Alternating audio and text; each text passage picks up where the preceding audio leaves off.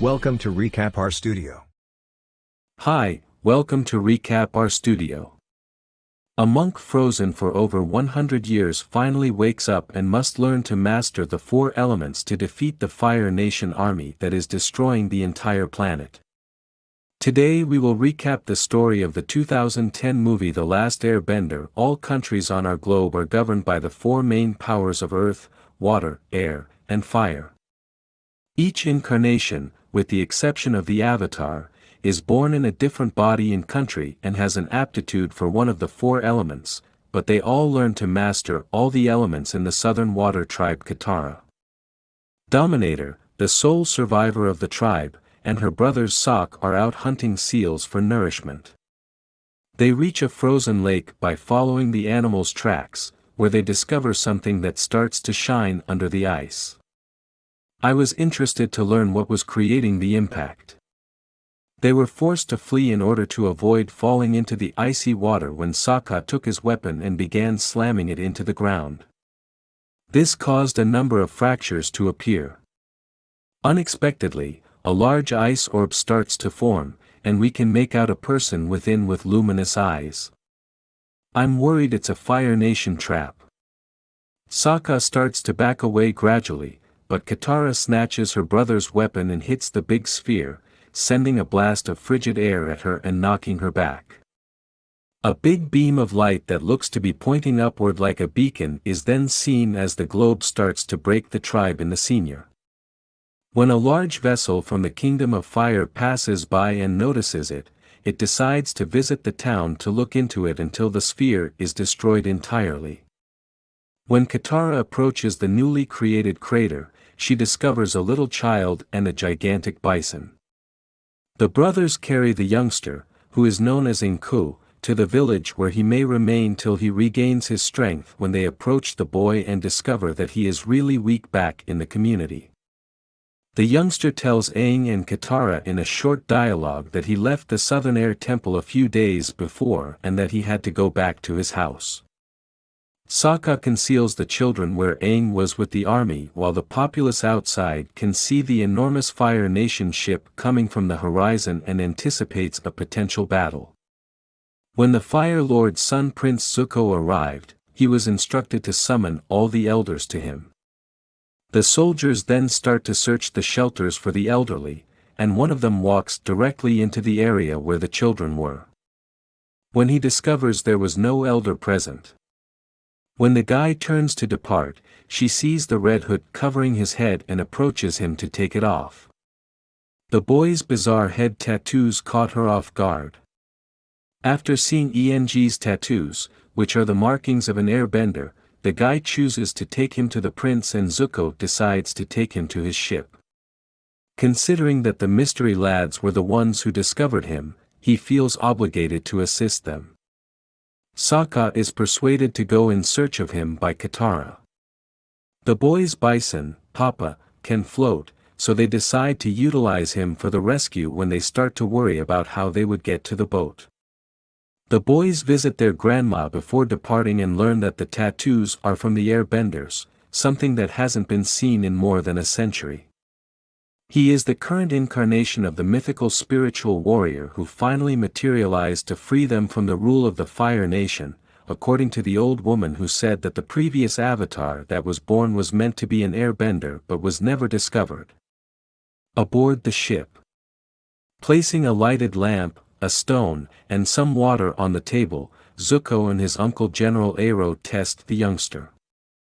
He officially passed the test, proving that the youngster is the Avatar and has the ability to control the four elements after observing how the three things respond to Eng's presence.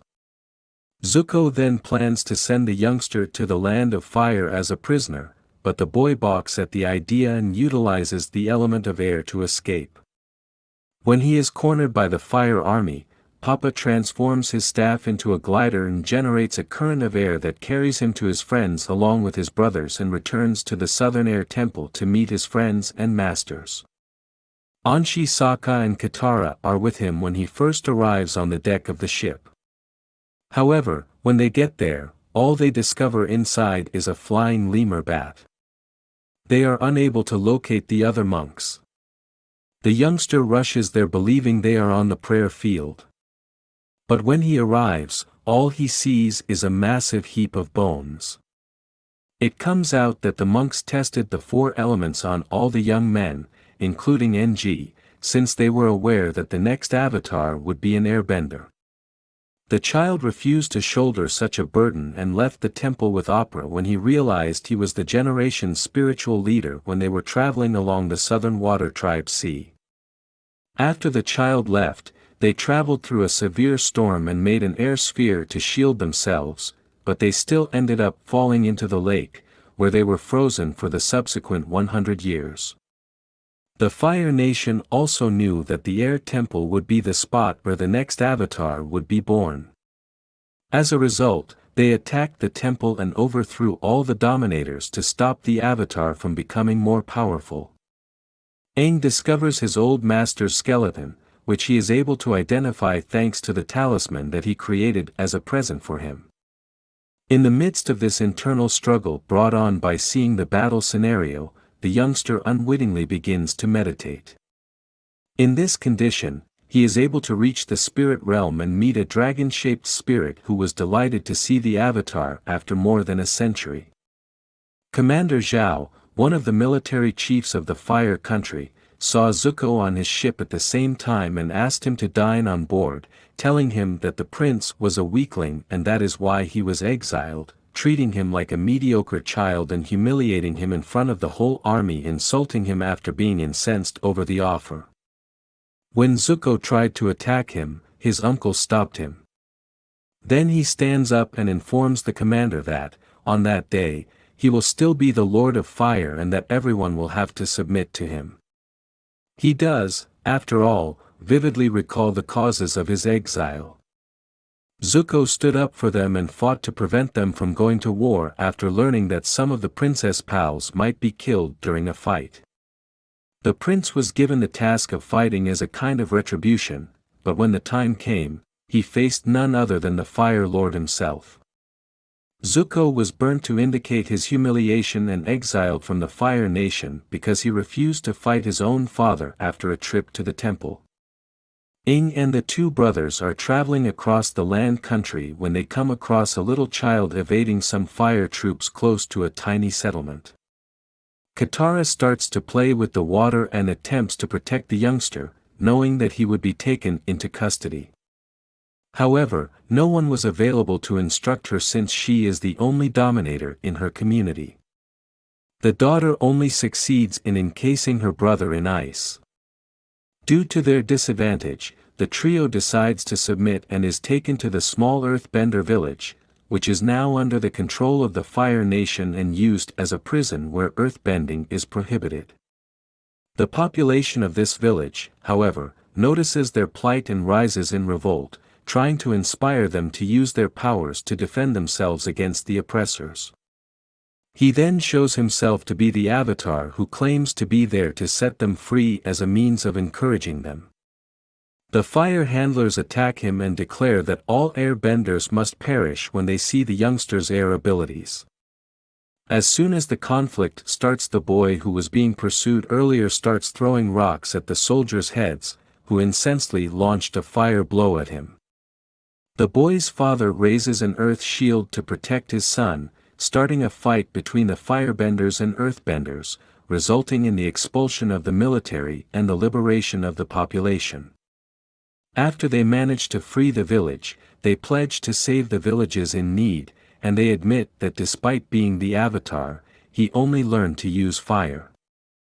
They fly towards the Northern Water Tribe, where the finest practitioners of this art reside, but en route they stop in a number of Fire Nation oppressed villages and liberate them all. However, as was to be anticipated, all this bravery attracted the Fire Nation's notice. As a response, Zhao dispatched spies to keep an eye on the situation. After obtaining some information, the spies informed the commander that he mainly utilizes air bending and is likely still learning how to wield the other elements. Knowing this, Zhou instantly thinks he is going after the Northern Water Tribe and gathers his forces for the assault. He also notices on the map that they are not far from the northern air tempo and chooses to go there with Papa to see if they can gain any assistance or direction. However, when he gets there, he discovers an elderly monk from the area who used to frequent the temple and the location virtually entirely ruined. After a brief exchange, the elder learns that the youngster is the Avatar, and because he is familiar with the area, he offers to act as his guide. A statue room with reproductions of all the Avatar incarnations is the first location the monk leads him to, but while he is taking in the artwork, an elder behind him takes out a knife, and scores of Fire Nation troops rush in to seize him once more. It was all a trap. Commander Chow was chained inside the ship, and when he awoke, he was startled to see a fairly odd person liberate him after taking out several guards when they become aware that their prisoner has fled. The military starts looking for them and soon discovers them engaging in a genuine fight. The mystery man wearing an odd mask utilizes his wind skills to defeat several of the troops and gets to escape. But the Avatar returns to assist him, knowing that his savior will be killed and kidnapped. When Commander Zhao eventually makes an appearance on the battlefield, he instructs his soldiers not to kill the Avatar, since doing so would simply result in his being reincarnated somewhere else. Understanding this is the military's top objective. The masked man seizes the opportunity presented by the gap and holds him captive while he flees. However, as they are about to leave the area, an archer fires an arrow that strikes the guy in the face, knocking him out quickly. When the person's mask is removed, it is revealed that the person who saved him was Prince Zuko, who had knocked out the Fire Lord's son. The troops can't see anything because of the thick fog, so the Avatar uses all of his strength to pull the clouds near and exploits them to his advantage. Seizing the opportunity, he scoops up Zuko and carries him to the center of the forest, where he knocks him unconscious and flees. When the prince regains consciousness, he goes back to his ship, which his uncle claims was just searched by Day's men. Zuko discovers that the soldiers had broken one of the vessel's gas lines as soon as he entered his chamber, since they were aware that if he remained there, he would perish. The youngster attempts to get outdoors, but his prospects of survival are extremely slim because of the massive explosion. So, this trap was set up. The disguised individual that assisted Aang was, as Commander Zhao surmised, Zuko.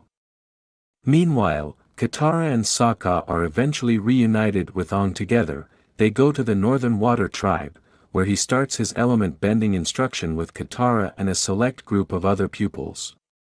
The regional dominators start to get ready for battle after realizing that NGS provides is essentially a proclamation of war against the Fire Country, while the Avatar's waterbending skills become better and better. Aang and Katara were exercising in the freezing fields on a different training day when they observed a lot of soot starting to fall from the sky. The Fire Nation is moving in with its massive fleet. As the conflict is about to start, Aang asks Princess Yu, the tribe's leader, whether there is a place of spirituality in the kingdom where he may meditate and speak with the dragon spirits in order to get insight into how to defeat the army of the country. The princess then leads Aang to a cave with a lake and two fish-shaped spirits of the moon and the sea.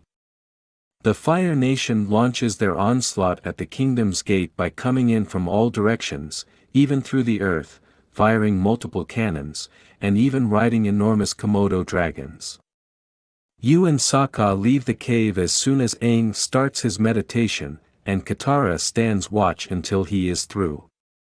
Even though the girl had trained hard and was able to withstand her foe's first strikes, Zuko, who had escaped the Jaws trap and entered the town, appeared behind her when they were alone. Katara is quickly knocked out by the prince since she has little chance against him while the guardian is not awake.